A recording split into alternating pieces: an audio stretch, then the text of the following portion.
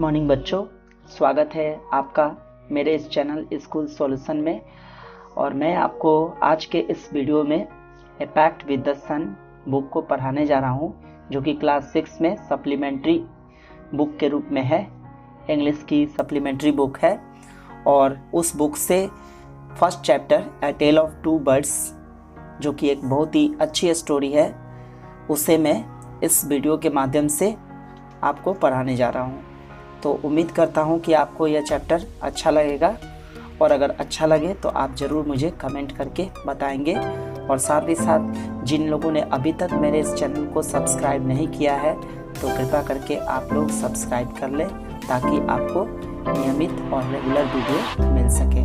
तो आइए शुरू करते हैं इस चैप्टर को, ए टेल ऑफ टू बर्ड्स को।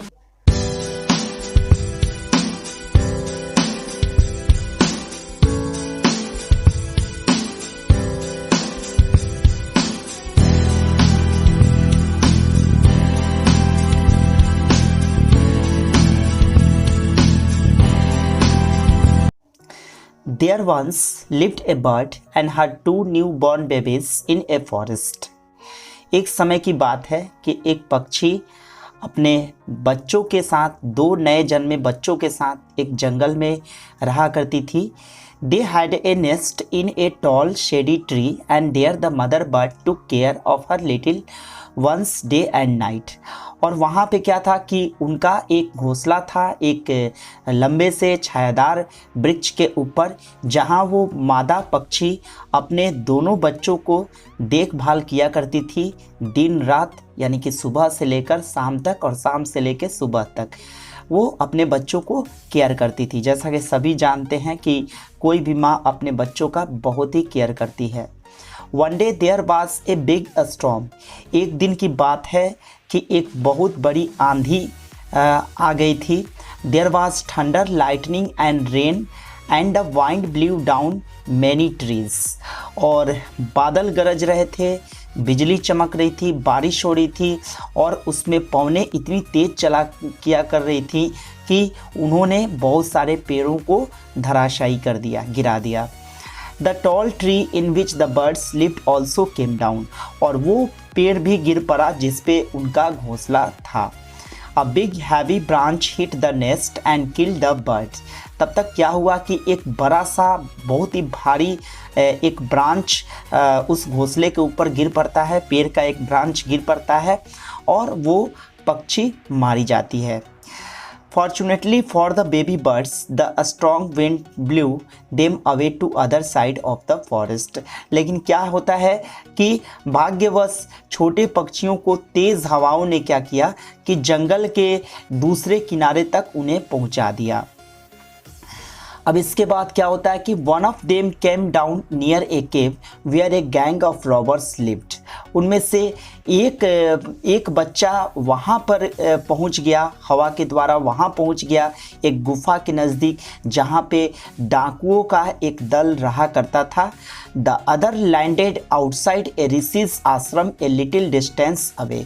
जबकि एक दूसरा जो पक्षी का जोड़ा था तो वो चला गया एक ऋषि के आश्रम के पास, बस उससे कुछ ही दूरी पर था जहाँ पे वो गुफा था, बस थोड़ी सी दूरी पर वो वहाँ पर हवा के द्वारा चला गया। Days past and the baby birds became big birds. इस तरह से दिन गुजरते गए और इसके बाद से बेबी बर्ड्स धीरे धीरे बड़े पक्षी बन गए। One day the king of the country came to the forest to hunt. एक दिन की बात है कि उस देश का राजा शिकार करने के लिए उस जंगल में आया। He saw a deer and rode after it. उसने एक हिरन को देखा और उस हिरन का पीछा किया। It ran deep into the forest followed by the king. और वो बहुत ही गहरे जंगल में वो हिरन चला गया और राजा उसका पीछा करता करता वहाँ पर चला गया। Soon the king lost his way and didn't know where he was. जल्द ही क्या हुआ कि राजा को यह एहसास हुआ कि वो अपने रास्ता को गुम कर चुका है, मतलब खो चुका है। उसे याद नहीं है कि मैं किस रास्ते से आया था और मुझे किधर जाना चाहिए था। अब उसे ये बिल्कुल नहीं पता था कि वो जंगल के किस छोर पे था। He rode on for a long time till he came to the other side of the forest. इसके बाद राजा बहुत देर तक घोड़े पर सवार होकर दौड़ाता रहा और तब तक क्या हुआ कि जंगल के एक दूसरे किनारे तक वो पहुंच गया। Very tired by now, he got off his horse and sat down under a tree that stood near a cave.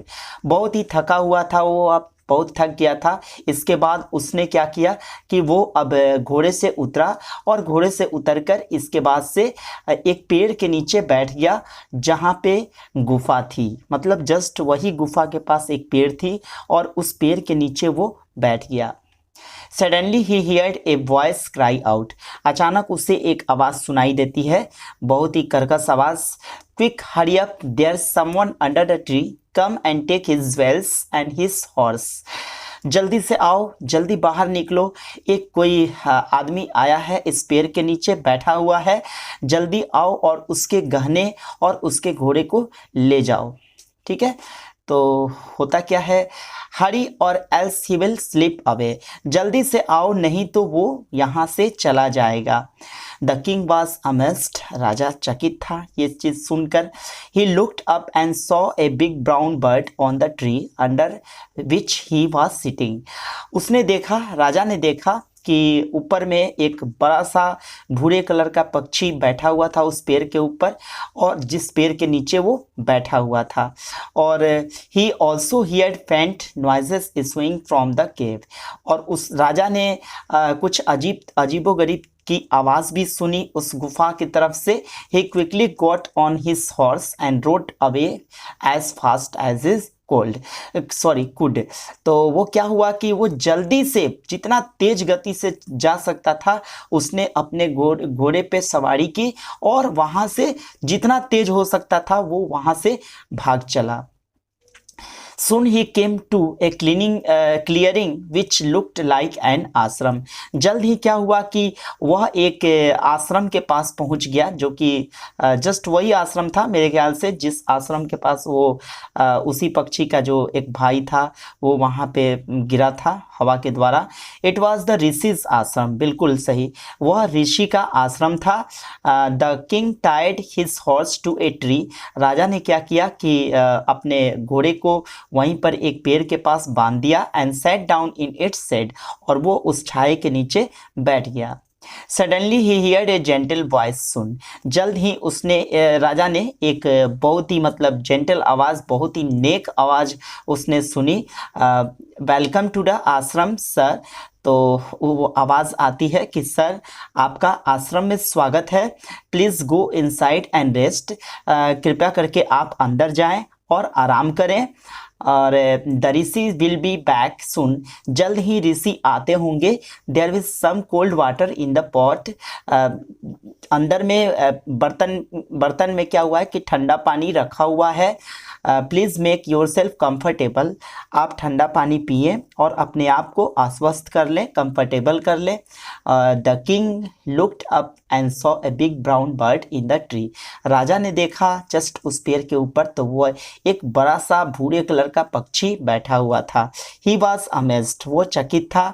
This one looks like the other bird outside the cave, he said to himself loudly, राजा ने स्वयं से कुछ जोर से ही कहा कि अरे ये तो पक्षी बिल्कुल वैसा ही दिखता है जैसा कि गुफा के पास वाला पक्षी था। यू आर राइट सर, है ना। तो उस पक्षी ने राजा की बात को सुन लिया, तो उसने कहा कि आप सही कहते हैं श्रीमान जी। Answered the bird, he is my brother, वह मेरा भाई है। But he has made friends with robbers, लेकिन उसने क्या किया है कि उसने डाकुओं को मित्र बना लिया है। He now talks as they do, अब वो वैसी ही बातचीत करता है जैसा कि वे लोग करते हैं। He doesn't talk to me any more, और वो कभी भी मतलब मुझसे बात नहीं करता। Just then the rishi entered the ashram, तभी क्या होता है कि ऋषि आश्रम में प्रवेश कर जाते हैं, ऋषि आ जाते हैं। इसके बाद welcome sir he said to the king, इसके बाद से स्वागत है श्रीमान जी, स्वागत, welcome sir he said to the king, तो स्वागत है श्रीमान, राजा से उसने कहा। Please come inside and make yourself at home. तो ऋषि ने कहा कि प्लीज़ आप अंदर आइए और अपने आप को मतलब क्या कीजिए कि अंदर आकर अपना ही घर समझिए। Welcome sir he said to the king. इसके बाद क्या हुआ कि ऋषि ने कहा कि स्वागत है श्रीमान जी, आप आइए अंदर, प्लीज़ कम इनसाइड, आप अंदर आएँ, and make yourself at home, और इसे अपना ही घर समझिए। यू लुक टायर्ड, आप थोड़े थके हुए महसूस होते हैं। रेस्ट फॉर ए वाइल, थोड़ी देर के लिए विश्राम कर लीजिए। Then you can share my food, इसके बाद हम लोग एक साथ भोजन कर सकते हैं, है ना। तो the king told the Rishi the story of the two birds and how etch had behaved so differently दो दे लुक्ड सो अलाइक। अब राजा ने क्या किया कि ऋषि को उन पक्षियों के बारे में बताया, कहानी सुनाई, जो कुछ भी राजा ने सुना देखा, और राजा ने ये भी कहा कि एक जैसा इनका स्वरूप है, बिल्कुल एक जैसा रूप है, लेकिन फिर भी इनका जो नेचर है वो बिल्कुल अलग है।